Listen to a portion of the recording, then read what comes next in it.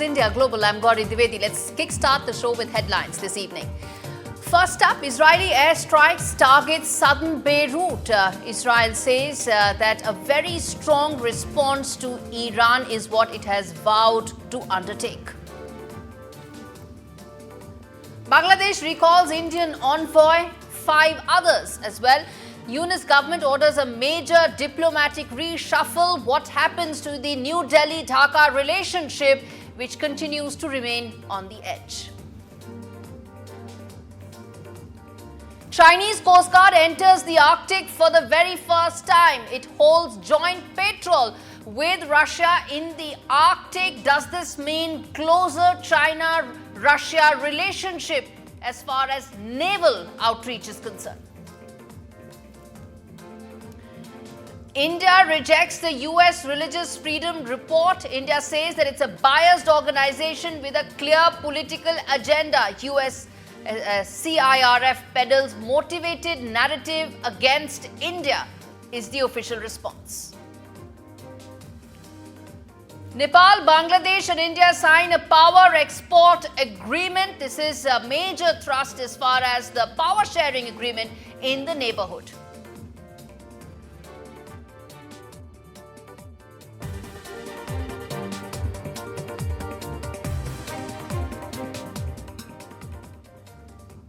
All right, the first story on the show that we are discussing is the latest as far as the India-Bangladesh relationship is concerned. Well, the Yunus government has recalled 5 envoys. That includes the envoy to India as well. It's a major diplomatic reshuffle that has been undertaken by the Yunus government. What does it mean as far as the India-Bangladesh relationship? Foreign Ministry ordered these 5 envoys to return to Bangladesh immediately. Some of the other countries where the High Commissioners have been asked to report back to Dhaka include Belgium, then there is Australia, Portugal, India of course, and US as well. So extremely important what happens as far as the India-Bangladesh relationship is concerned. More importantly, there's a word coming in from Bangladesh that the ongoing projects and the approved deals between India and Bangladesh will go on. So that the ongoing trade relationship, the ongoing economic relationship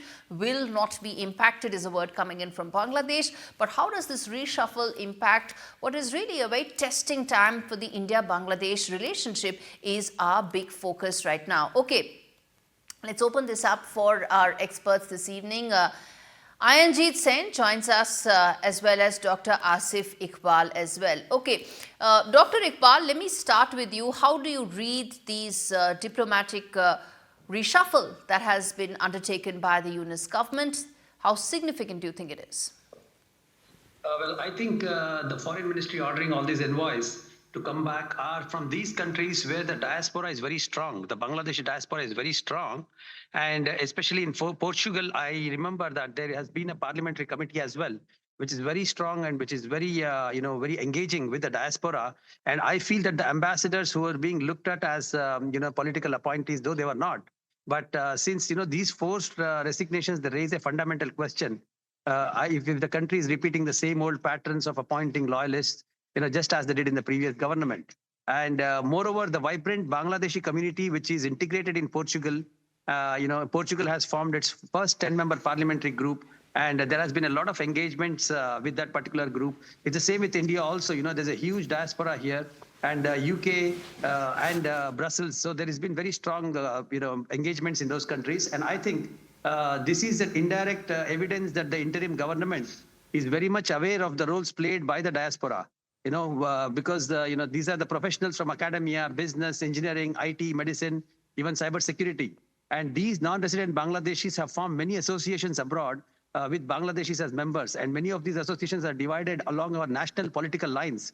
And choosing the right and the appropriate association to work will be a real challenge for the government. And that's the reason why the embassies and the ambassadors have been, rated to engage. Dr. Iqbal, okay. I know the point that you're making. You're saying that there's a powerful Bangladeshi diaspora in these countries, and because of that, their relationship with the existing government, how it's changed, and that's the reason why this reshuffle has happened. Okay, this is not a constitutionally elected, a democratically elected government. So to that extent, what normally the power transition happens after a democratic exercise, reshuffles do take place. But as I said, this is an interim government. Ideally, it should pave the way for elections, and some of this diplomatic reshuffle should happen then rather than happening now. Is that how you should read, or is that how one should read, Ayanjit Sen? Well, Ayanjit Sorry, Sen, yeah. Yeah, I would say that definitely, because at the end of the day, there's an interim government in place in Bangladesh. And from that perspective, whatever steps that they're taking, including getting ambassadors back to their countries from different, including India, now that's not something which lawfully, from that perspective, in their constitution, in the Bangladeshi constitution, it's clearly written that such a thing, this kind of appointments or this kind of stuff cannot be carried out by any interim administration, because at the end of the day, the Bangladeshi ambassador to India, Mustafizur Rahman, he had just 3 months left before his scheduled retirement, and suddenly they have been called back. Now, of course, these people have been termed as closer to the former Army League government, and they are going to be replaced by people who are going to push the agenda of the current interim government, and that too takes place at a time when it's a rocky age relationship. So I'll tell you what this means as far as how I read it here, which is that this may not be an interim government for a couple of months. 5th of August is when Sheikh Hasina fled Dhaka, and after that Yunus government it formed the government in 2 days' time, and it's almost now 2 months. The fact that it's now undertaking a diplomatic reshuffle indicates that they may be in for the long haul. So what happens to the democratic exercise, Dr. Iqbal?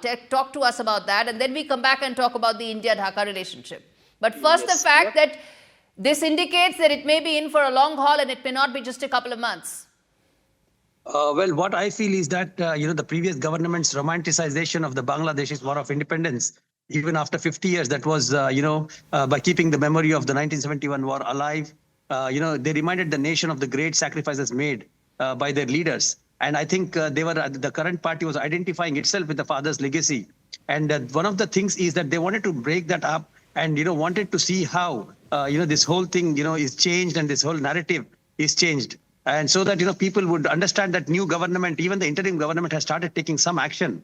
And a possibility of that particular, diplomatic missions influencing the people and the diaspora, because the diaspora is very much disturbed right now. I'm not asking about diaspora, Dr. Iqbal. I'm asking you about the fact that does the diplomatic reshuffle mean that this government could be in longer than the word interim normally indicates? That's my question. Well, there is a lot of pressure for them to perform on the elections and to see them that they are democratically held.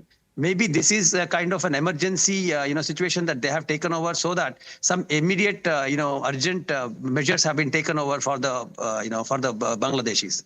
That's what I feel. I wouldn't feel that, there is any indication yet about, the elections not happening in time, or they are not abiding by the international regulation. That is a promising fact. I can turn around and say that there are no indications that suggest that an election is actually taking place.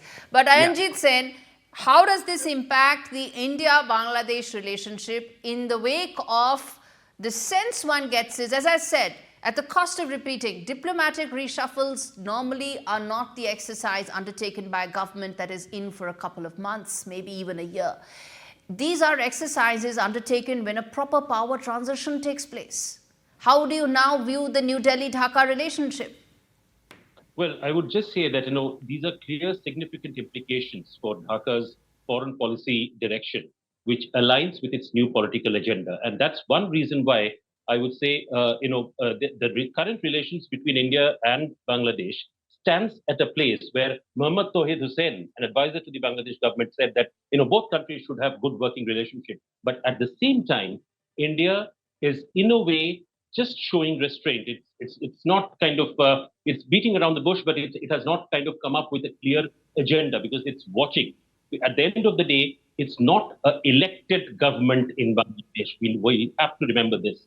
And, by calling back ambassadors, by taking such steps, it can be some steps taken as part of the interim so-called measurement. But that's definitely not going to stay for long, because at the end of the day, from an Indian perspective, they need to rebuild. They need the trust factor to come back, and therefore the Bangladeshi authorities should first get to rebuild the trust factor and then foster constructive dialogue India as they go Okay, ahead. now the next envoy, the next high commissioner is yet to be appointed, assuming that exercise typically takes a couple of weeks, maybe sometimes it could take a couple of months as well.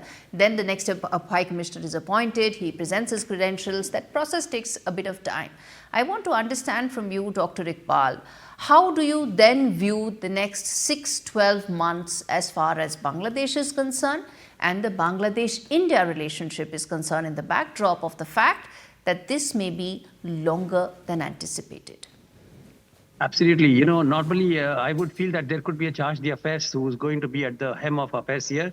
And the Indian government and our foreign ministry is, qualified enough to work on this particular matter. And moreover, the ambassador who's going to be nominated will be screened and then only approved by our side. So I think that it is going to be a wait and watch attitude, as Mr. Sen rightly says.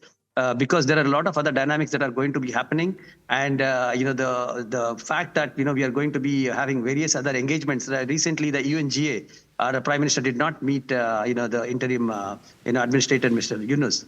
So there are so many such things that are happening, and I believe that they have to take a call on how and what could be the final outcome of it, and it is going to take quite some time now. Yes. Especially with this anti-India's demonstrations and the narratives that are set by their government. Okay, let's leave it there. There are, as I said, 5 high commissioners of Bangladesh in separate countries that have now been recalled immediately. And I believe that this sets the path in terms of the longevity of the Yunus government more than what was being anticipated when the interim government came to power. And it is likely to have a bearing on its relationship with New Delhi. Thank you so much, gentlemen, for speaking to me on India Global. I'm going to slip into a very short break, come back and talk more about, well, the latest as far as Lebanon is concerned, and also what really is the big deal as far as the critical mineral partnership that India is all set to sign with US in Piyush Goyal's visit to US. Stay with us.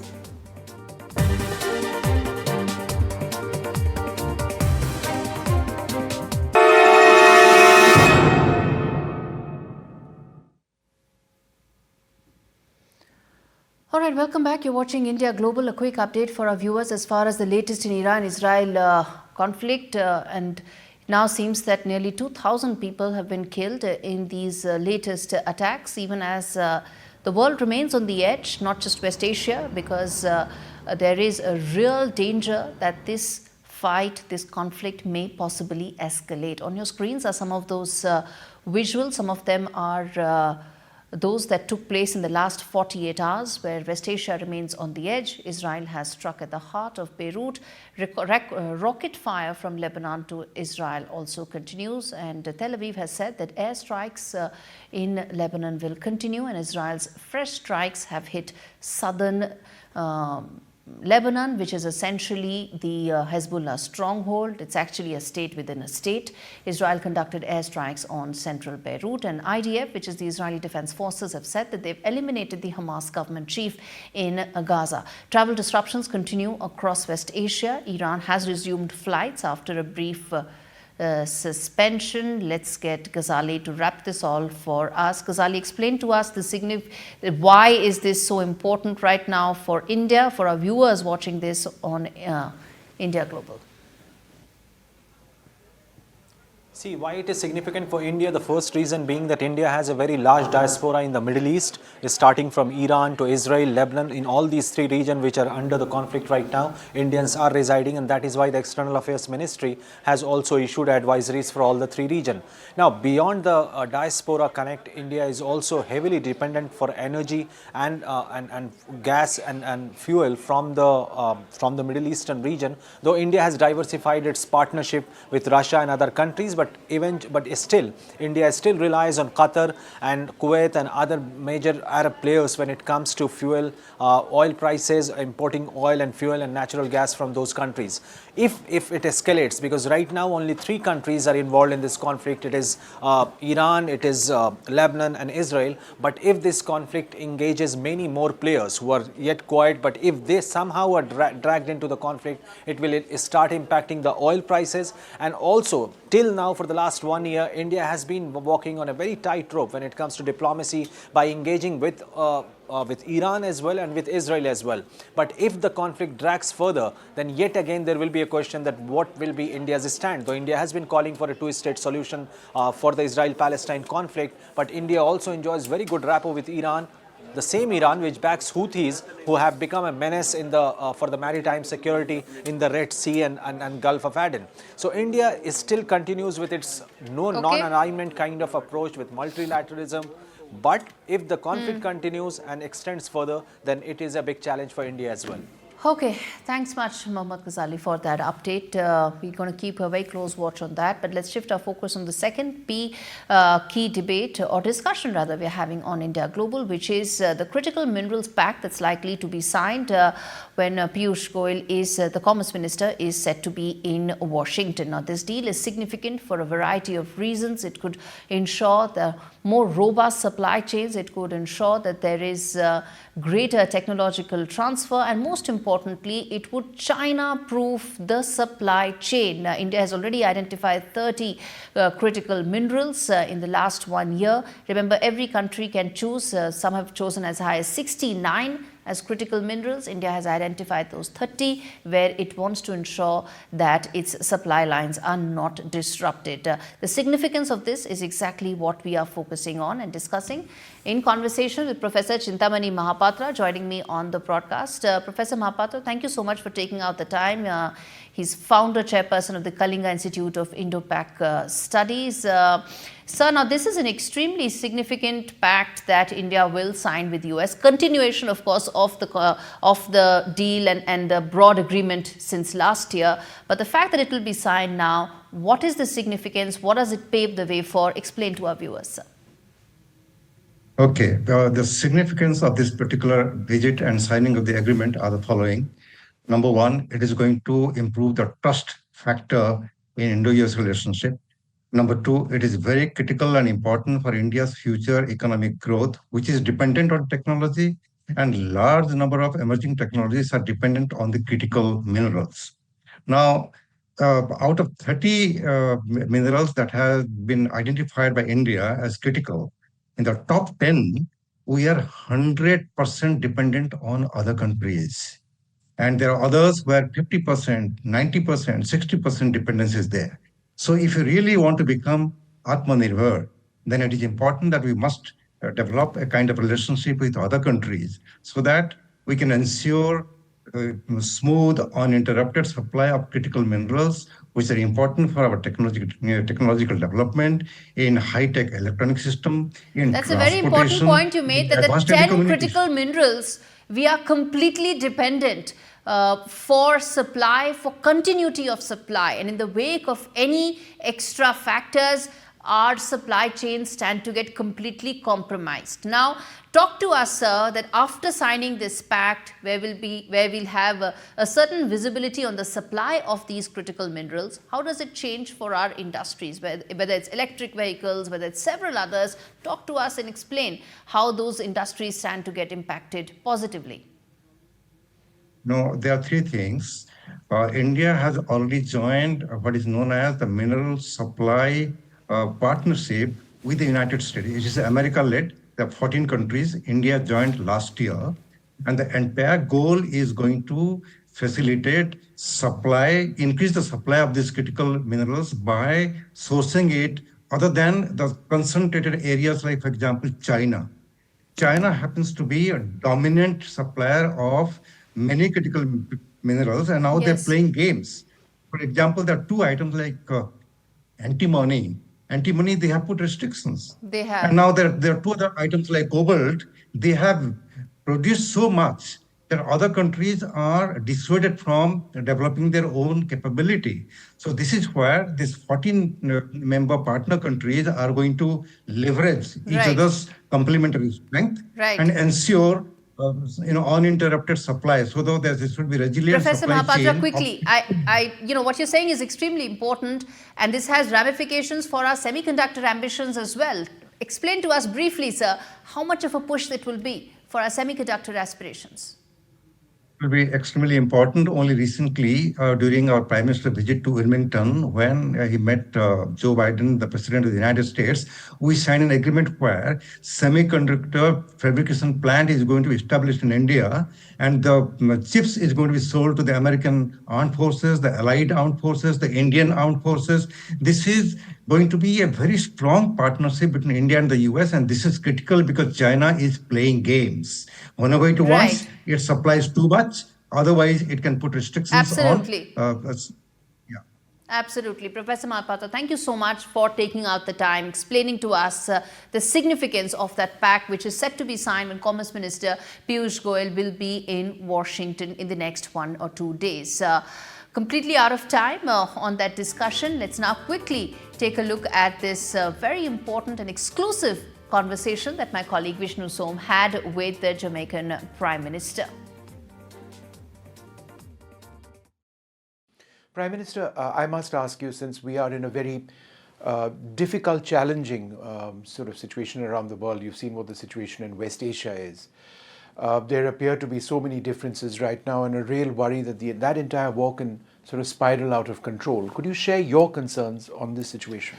Jamaica is a strong believer in multilateralism. Particularly as a small island state, we wouldn't be able to survive without a multilateral system that is built upon the pursuit of peace and respecting the sovereign borders of nations, and indeed the fraternity and humanity of living in a world where everyone can be respected. Prime Minister, India seems to have taken a fairly major role with regard to the other war, which is Russia and Ukraine. Prime Minister Modi has reached out to Moscow, has reached out to Kiev. And, we are at this stage friends of Tehran, we are friends of Tel Aviv as well. And of course, a voice of the global south. Do you believe a country like India can have a potential role in being perhaps a communicator to bring together divergent views? You've said it. India has taken on, in a very strategic way, but in a very robust way, the voice of the global south. And we saw that in the G20, which India hosted recently, and in its theme, One Earth, One People. And I think India, Prime Minister Modi in particular, has played that role. And it is very important that there is a large country with significant resources that can stand in the halls of power and represent the global south. And I think India is well placed to do that and has been doing that. Prime Minister.